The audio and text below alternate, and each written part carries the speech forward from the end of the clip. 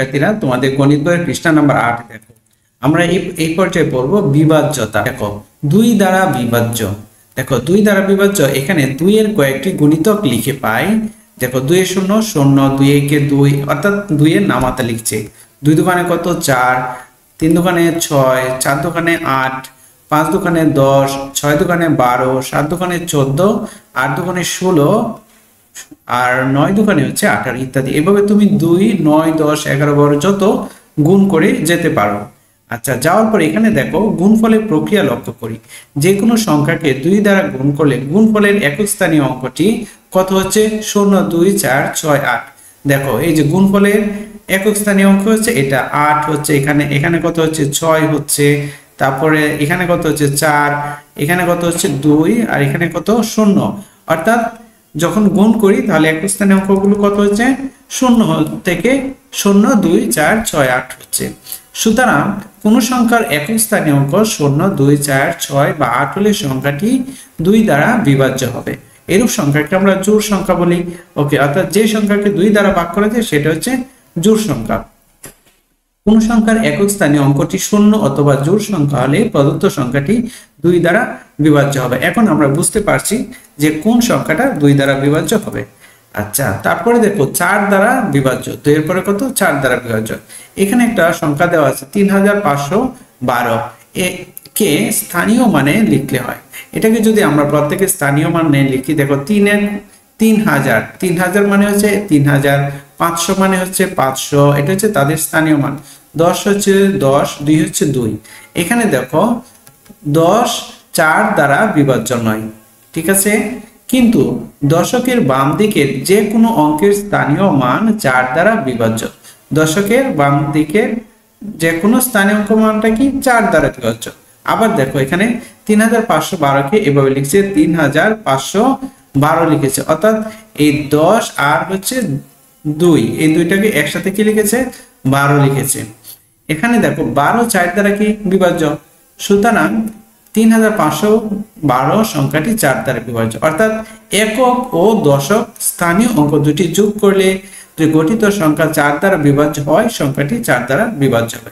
এখন যত বড় সংখ্যাই হোক, যদি এই যে শেষের যে 2 অঙ্কটা দেওয়া থাকবে একক আর দশক, এই দুইটা অঙ্ক যদি 4 দ্বারা বিভাজ্য হয় তাহলে এই পুরো সংখ্যাটাই কি হবে? 4 দ্বারা বিভাজ্য হবে। এখন দেখো কোন সংখ্যার একক ও দশক স্থানীয় অঙ্ক দুটি দ্বারা গঠিত সংখ্যা 4 দ্বারা বিভাজ্য হলে ওই সংখ্যাটি 4 দ্বারা বিভাজ্য হবে।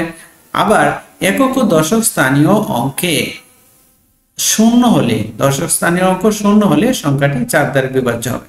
অর্থাৎ কোনো একটা সংখ্যা, ধরো মনে কর এখানে আছে কত 100, 100 লিখতে গেলে আমাদের পরের দুইটা অঙ্ক কি আছে? একক আর দশকের অঙ্ক কি? দুইটা 0। যেহেতু দুইটা 0, সেই জন্য কি হবে? অঙ্কটি 4 দ্বারা বিভাজ্য হবে। ধর এখানে আছে কত 7100, এরপরে কি এখানে কি একক আর দশকের করে 0 আছে, তার মানে এই পুরো সংখ্যাটা কি হবে? 4 দ্বারা বিভাজ্য থাকবে। এখানে আছে ধরো 67100, এখনো কি হবে? এই পুরো সংখ্যাটা 4 দ্বারা বিভাজ্য হবে। আশা করি বুঝতে পেরেছো। এখন 5 দ্বারা বিভাজ্য কোনগুলো হয় এটা আরো সহজ।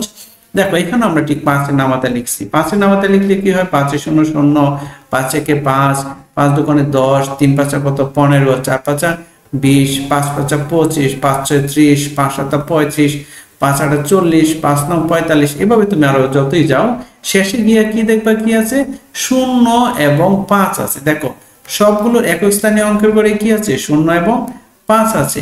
ওকে, দেখো গুণফলের প্রক্রিয়া লক্ষ্য করে দেখি যে কোন সংখ্যাকে 5 দিয়ে গুণ করলে গুণফলের একক স্থানীয় অঙ্কটি 0 অথবা 5 হবে। সুতরাং একক স্থানে 0 বা 5 অঙ্কযুক্ত সংখ্যাটি 5 দ্বারা বিভাজ্য হবে। অর্থাৎ কোন সংখ্যার শেষে যদি 0 থাকে অথবা 5 থাকে তাহলে সেই সংখ্যাটা কি হবে? 5 দ্বারা বিভাজ্য হবে। দেখো এখানে বলা আছে কোন সংখ্যার একক স্থানীয় অঙ্ক 0 বা 5 হলে সংখ্যাটি 5 দ্বারা বিভাজ্য হবে। আশা করি বুঝতে পেরেছো। তো আমরা প্রথমে আরেকটু রিভিশন দেই। দেখো তো 2 দ্বারা বিভাজ্য সংখ্যা কোনগুলা? এই যে এগুলা 2 দ্বারা বিভাজ্য সংখ্যা হচ্ছে 0 2 4 6 8। কোনো সংখ্যা শেষে যদি এই সংখ্যাগুলি থাকে তাহলে সেই সংখ্যাটা 2 দ্বারা বিভাজ্য হবে। তাহলে 4 দ্বারা বিভাজ্য কোনগুলা?